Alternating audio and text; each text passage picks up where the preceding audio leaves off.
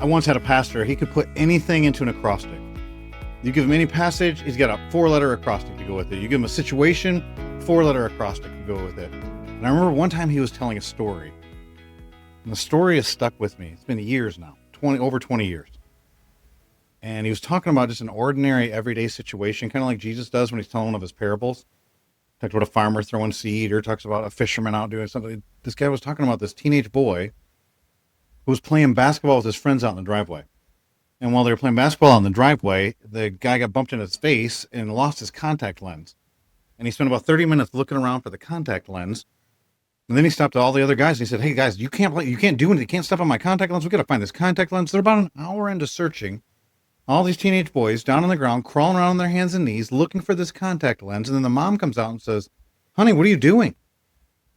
And the boy just looks up and says, "Mom, I lost my contact lens." And the mom walks right over, picks up the contact lens like she knew right where it was, says, "Put this back in your eye." He does, and then says, "Mom, how did you find the contact lens so fast?" And the mom said, "You're looking for a little piece of plastic on the ground. I'm looking for $300. That's how I found the contact lens so fast." And the reality is, we see what we value. We see the opportunities before us because we value the things that we're noticing. There's things before us all the time that we miss. Have you ever heard of the yellow Jeep concept? If I tell you tomorrow to count how many yellow Jeeps you see on your way to work, you'll say all of a sudden, "Where did all these yellow Jeeps come from?" Or if your wife gets pregnant, all of a sudden you'll start seeing babies everywhere you go. Or if you buy a silver Nissan Altima, you can buy like car that is all over the place all the time, but you didn't notice it until your eye was trained to see it. You've probably heard of the gorilla experiment before, where there's a group of people that were brought into a room by a sociologist, and they were watching and doing a study, and they said, "We want you to count how many times you see the team in the white jerseys passing the basketball." And they're watching a basketball game. They're counting the passes. In the middle of that situation, a guy dressed up in a gorilla suit comes walking in, bangs on his chest, is yelling, trying to draw attention to himself, leaves. Half the participants in that study had never seen the gorilla because they were so focused on counting the passes. I believe that you have sacred opportunities in front of you every day, but if you haven't trained your eyes to see them, it's not because you don't love God. It's not because you don't love people. It's not because you're afraid. It's not because of whatever things that maybe you just don't even know how to see the opportunities that are in front of you. In fact, Jesus condemns people in his time for missing what is happening spiritually, but being able to see the things that are happening from an earthly perspective. In the Gospel of Luke, he says this in Luke chapter 12, interesting verse 56. He says, "You know how to interpret the appearance of the earth and the sky. How is it that you don't know how to interpret the present time? How is it that you can predict the weather? How is it that you know how to read the stock market? How is it that you can see how these stats are for athletes and do analytics, but you can't see what God's doing all around you all the time?" In the book of Ephesians, the Apostle Paul's writing about redeeming the time. Here's how one translation puts it in Ephesians chapter 5. "Be very careful then how you live, not as unwise, but as wise." Okay, how do you live as wise? Making the most of every opportunity. There are sacred opportunities in front of us all the time, and we miss them because we haven't trained our eyes to see them. So how do we do that?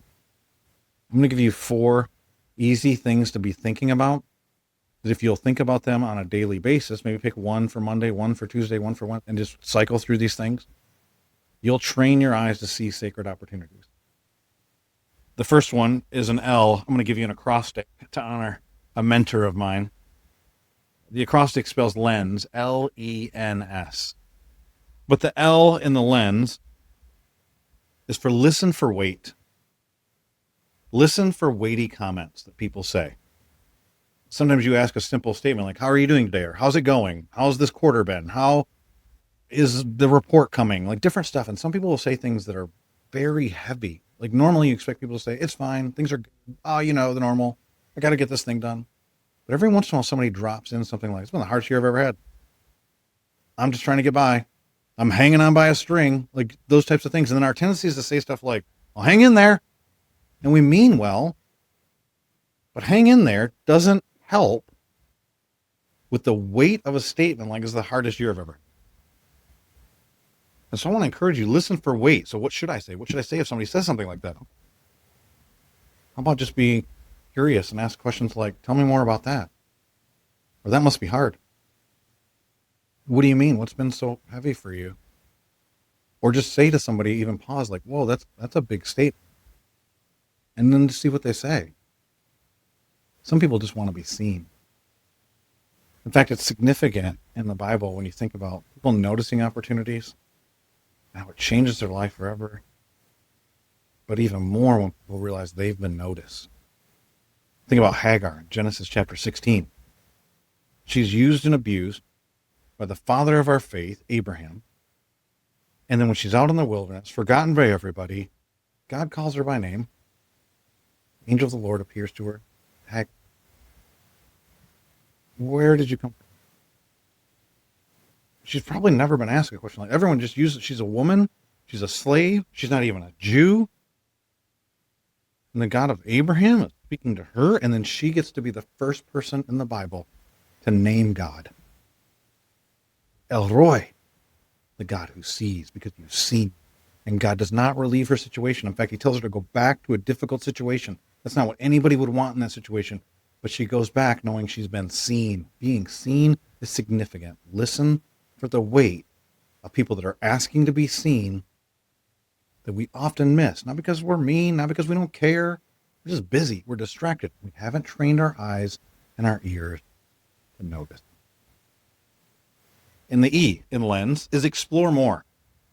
Explore more. Be willing to go to the next level. Curiosity breeds opportunity. I love how curious Jesus is in the New Testament. Did you know that Jesus asks more questions than anybody in the Gospels? In fact, he asks more questions than he gets asked.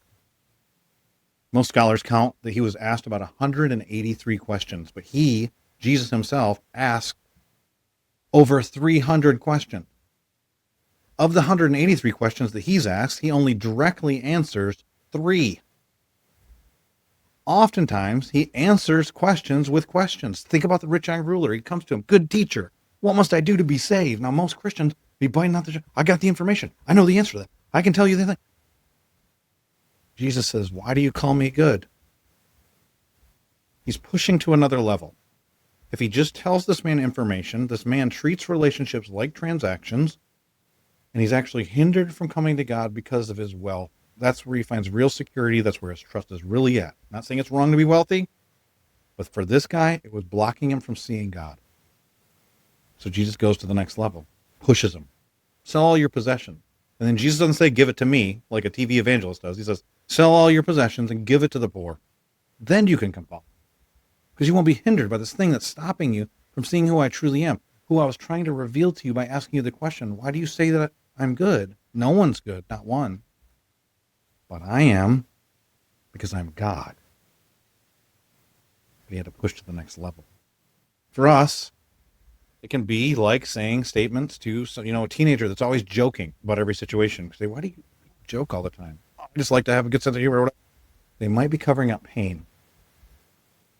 And so you're asking the question, what's behind the joke?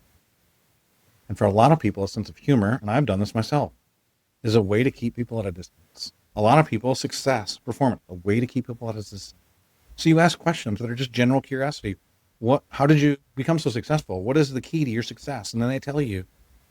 And then through what they're telling you, you ask another question and be curious. Curiosity opens opportunity. Explore more. The N is you're looking for the need beneath the narrative. The need beneath the narrative. It's like we see Jesus do with the woman at the well, John chapter 4. He's a man speaking to a woman, a Jewish man speaking to a Samaritan woman. Oh, that's all unheard of. It's all scandalous. But the woman starts talking to him about things that we debate about today. Politics, race, denominations. Where do you worship? Which mountain? The Jews say, the Samaritans say. Why are you speaking to me, a Samaritan? Are you a man? To me, all this stuff. the gender wars, the rate, all that's been going on for millennia. Jesus sees past all that stuff. And he goes right. The need beneath the net. She's thirsty. The thirst she has is not physical. He's described himself as living water, but then he says to her, go get your husband. She says, I don't have a husband. And he says, that's right. You've had 5. The man you're with now is not your husband. You're not married. He's not doing that to shame her, though. He's showing you keep going to a well, and the well you keep going to is men. And you keep thinking that's going to quench the thirst of your soul, and it will not. I am living. And then she talks about the Messiah. And he says, I am he. Then she runs and she tells all the people in the town about this man who told her all the things she ever did. And I imagine there were at least 5 men in that town going, who? Because Jesus had the courage to see her, to listen to her, to explore more, and to get to the need beneath the narrative. And then S, stay present. I mean, sometimes you got to put away the phone. I mean, sometimes you've got to just look somebody in the eye to the point where it feels like more intensity than most people are willing to handle. For Jesus, what happens next in John chapter 4 is his disciples come back. The woman takes off. They say to him, logistics. They know the signs of the earth. They know the things that are happening right in front of them, but they don't see things spiritually. And so Jesus is going to train them. And they say to Jesus, well, you got to eat something. That's just logistics. You just got to, no, it's like that time of day. It's the schedule. You should be eating. And he says, I have food that you know nothing about. Somebody bring him a snack. What happened here? My food is to do the will of God. And then eventually, because that woman's been around in the town, telling them that she's met the Messiah, there's a whole bunch of people from that town, that Samaritan town, coming up the hill. And he says to his disciples, he uses an opportunity to see what he valued. Have different eyes than just seeing food and learning and wanting to know about the end of the world. Look, at the harvest is plentiful, but he wasn't talking about crops. He was talking about the people walking up that hill toward him. The workers are few, and here's the reality. There are sacred opportunities every day, but there are few people that have the attentiveness to step in to those opportunities. Will you be one of those people? The way that you do it is you train your eyes to see what God values. Pray that you will. Thanks for tuning in. I hope this is a blessing to you. I'm going to say a prayer for you, and then I'd encourage you with a 7-day challenge to take 7 days to think through how to implement training your eyes. Training your eyes to see the sacred opportunities. And so just ask yourself, what's something that I can see today that I've driven by or walked by or gone by on my daily routine all the time that I've never noticed? Just one thing. It doesn't have to be a sacred opportunity. Just anything, a house, a stop sign, or whatever it is. Notice which side of your face you start shaving on. Notice how many steps are on your front porch. Notice something you've never noticed. Just start to see things. Then maybe the next day, when you're having a conversation, just take a step to go explore a little bit more, to ask a question more than you would naturally. Maybe on Wednesday, you push towards a need and start asking yourself, maybe you don't even say anything in the conversation, but you start thinking, I wonder where that came from. Why does that person motivate these things? Then maybe risk in a conversation on Thursday, asking another question beyond the first question that's beyond what you would ask. And maybe it'll go bad. That's okay. That's okay, but you did it. And maybe the next time, start listening to yourself. Some of the stories you tell yourself. Do you see you? Do you see others? Do you see what God's doing and saying? Pray. Father, thank you for the opportunity to be seen and known by you. Thank you for your invitation to everyone to come to know you. Thank you for all who've watched this video to this point. I pray that you'd bless them. I pray that you'd open their eyes to see sacred opportunities. And I pray you'd change other people's lives as a result while changing theirs. It's in Jesus' name I pray. Well, my hope for you is that you would stay unleashed and on mission for God. If this is a blessing to you, share it with somebody else. Hit the like button. Hit the subscribe button. It helps let YouTube know this is something that people are interested in. Thank you so much for tuning in. I'll see you next time.